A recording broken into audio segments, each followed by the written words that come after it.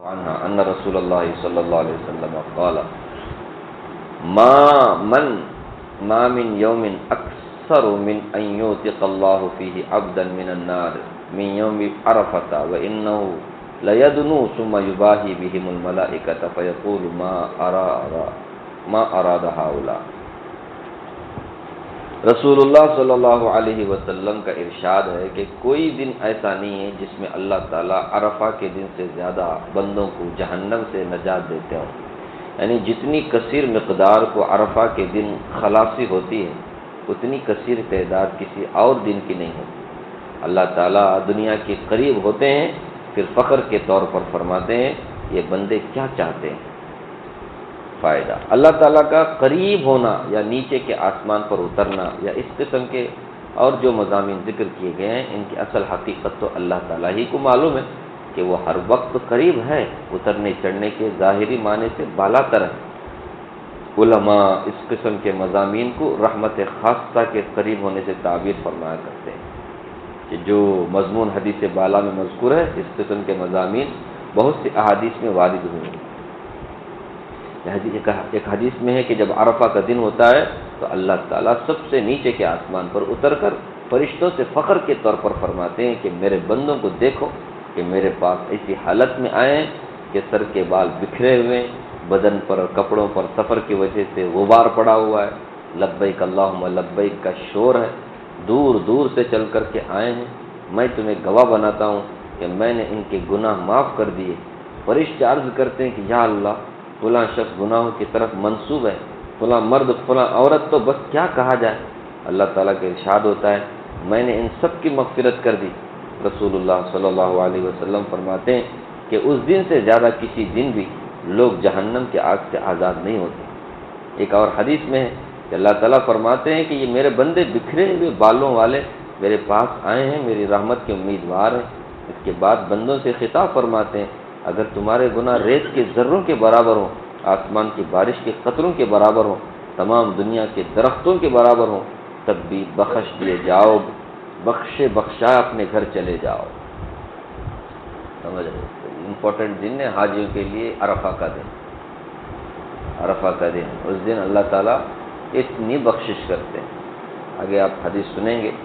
شیطان بھی کیا ہوتا ہے اپنے سر کے اوپر مٹی ڈال لیتا ہے، ٹینشن میں ساری زندگی کی محنت میری کیا ہو گئی، بیکار ہو گئی، ضائع ہو گئی، ویسٹ ہو گئی۔ اللہ سب کو کیا کر رہے ہیں، معاف کر رہے ہیں۔ اور اللہ تعالیٰ ایک بار کسی کو معاف کر دے نا تو پھر اسے پیسے کیا کرنے کرتے نہیں، کیونکہ اللہ تعالیٰ لا تبدیل لکلمات اللہ اپنے کلموں کو کیا نہیں کرتے، بدلتے نہیں۔ آج معاف کرے، کل پکڑے، کل پھر ایک بار معاف کر دیا تو ہو گیا، کام بن گیا، اس کی لائف بن گئی۔ ایک اور حدیث میں اللہ تعالیٰ فخر کے طور پر فرشتوں سے فرماتے دیکھو میں نے ان بندوں کی طرف اپنا رسول بھیجا، یہ اس پر ایمان لائے، میں نے ان پر کتاب نازل کی، یہ اس پر بھی ایمان لائے، تم گواہ رہو کہ میں نے ان کے سارے گناہ معاف کر دیے۔ غرض بہت کثرت سے روایات میں یہ مضمون وارد ہوا ہے۔ انہی جیسی احادیث کی بنا پر بعض علماء نے کہا ہے کہ حج کے معافی جو ہے صغیرہ گناہوں کے ساتھ مخصوص نہیں، کبیرہ گناہ بھی اس سے معاف ہو جاتے ہیں۔ باقی جتنے بھی اعمال ہیں اس میں گناہ معاف ہونے کا جو ذکر ہے وہ چھوٹے گناہ بولتے سارے علماء، لیکن حج کے بارے میں بعض علماء کا کہنا ہے کہ بڑے گناہ بھی کیا ہو جاتے ہیں، معاف ہو جاتے ہیں۔ اتنا زبردست عمل ہے حج۔ وہ با اختیار بادشاہ ہے، اس کی نافرمانیوں کا نام گناہ ہے۔ وہ کسی آدمی کو یا کسی جماعت کو اپنے فضل اور کرم سے بالکل معاف کر دے تو نہ اس کے لطف و کرم سے بعید ہے، نہ کسی دوسرے کا اس میں کوئی اجارہ ہے۔ اجارہ کسی کا ادھیکار کیا ہے؟ آپ کیسے بول سکتے ہیں کہ چھوٹا معاف کرنا، بڑا معاف نہیں کرنا؟ ہم اللہ کو بول سکتے ہیں؟ اللہ چاہتے، اللہ چاہیں شرک کے علاوہ سب گناہ معاف کر سکتے ہیں قرآن میں۔ تو اب اگر وہ حج کے برکت سے حاجی کے تمام گناہ معاف کر دے، ہمارے پیٹ میں درد نہیں ہونا چاہیے، سمجھے؟ ہمیں بھی کوشش کرنا چاہیے اللہ ہماری بھی مغفرت کر دے، تمام مسلمانوں کی مغفرت کر دے۔ نہیں انہوں ایسا کرتے تھے، انہوں ایسا کرتے، ارے مغفرت بھی نہیں، کس کو معلوم ہے؟ ہم کو معلوم ہے، لیکن اللہ کرنے پہ آئے کر سکتے ہیں۔ اللہ کے لیے کوئی حد بندی نہیں ہے، آپ یہ نہیں کرنا، وہ نہیں کرنا، وہ بڑے چھوٹے سب گناہ معاف کرتے ہیں۔ شفا قاضی ایاز رحمۃ اللہ علیہ، شفا قاضی میں ایک قصہ لکھا ہے کہ ایک جماعت سعدون خولانی کے پاس آئی اور ان سے یہ قصہ بیان کیا کہ قبیلہ کتامہ کے لوگوں نے ایک آدمی کو قتل کیا اور اس کو آگ میں جلانا چاہا۔ رات بھر اس پر آگ جلاتے رہے مگر آگ نے اس پر ذرا بھر بھی اثر نہیں کیا، بدن ویسا ہی سفید رہا۔ سعدون نے فرمایا شاید اس شہید نے 3 حج کیے ہوں گے۔ لوگوں نے کہا جی ہاں 3 حج کیے ہیں۔ سعدون نے کہا مجھے یہ حدیث پہنچی ہے کہ جس شخص نے 1 حج کیا اس نے اپنا فریضہ ادا کیا، جس نے دوسرا حج کیا اس نے اللہ کو قرض دیا، اور جو 3 حج کرتا ہے تو اللہ تعالیٰ اس کی کھال کو، اس کے بال کو آگ پر حرام کر دیتا ہے۔ وہ حج بھی حجرنا، حج بھی حجرنا، پورے آداب اور شرائط کا، کنڈیشن کا لحاظ کر کے رہنا۔ تو یہ پہلے حج میں فرض ادا ہوا، دوسرے حج میں اس نے کوئی اللہ کے اوپر قرض دیا، تیسرا حج اس کے جسم پر جہنم حرام ہو جاتا ہے، جہنم کی آگ اسے جلا نہیں سکتی۔ تو جہنم کی آگ نہیں جلا سکتے، دنیا کی آگ کیا جلائے گی؟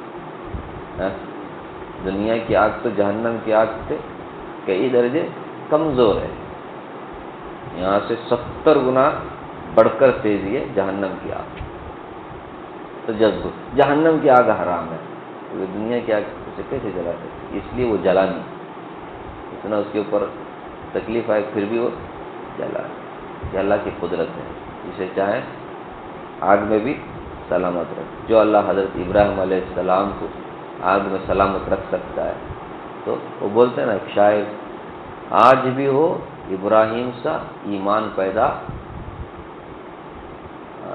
آگ کر سکتی ہے اندازے گلستان پیدا۔ اس کے لیے بھی آگ کیا ہو سکتی ہے؟ گلستان بن سکتی ہے، جو بھی حضرت ابراہیم علیہ السلام جیسا ایمان اپنے اندر لے آئے، سب کے لیے کی نہیں۔ حضرت یونس علیہ السلام کا بھی ذکر ہے تو وہاں بھی اللہ نے فرمایا وَكَذَلِكَ نُنْجِي الْمُؤْمِنِينَ، جس طرح ہم یونس کو بچائے نا مچھلی کے پیٹ میں، اسی طرح ہر مومن کو بچا سکتے ہیں۔ اللہ کے لیے کوئی مشکل نہیں ہے، اور اللہ بچاتے ہیں، اپنے اپنے تجربات ہوتے ہیں، اللہ کیسے کیسے وقت میں ایمان والوں کو کس کس طرح سے بچاتے ہیں۔ کبھی کبھی ایکسیڈنٹ ایسا ہو جاتا ہے لیکن اللہ اس پر بھی کیا رکھتے ہیں؟ اس کو سلامت رکھتے ہیں۔ سب کا سب ٹوٹ کر کے رہ گیا لیکن وہ صحیح سلامت ہے، سب مر گئے بچہ سلامت ہے۔ یہ سب اللہ کی قدرت ہے، اللہ جب چاہے جس کو چاہے بچائے۔ خیر، تو حج کی برکت سے گناہ معاف ہوتے ہیں، اور زیادہ حج کرنے کے اوپر اس کے اوپر آگ بھی کیا ہو جاتی ہے؟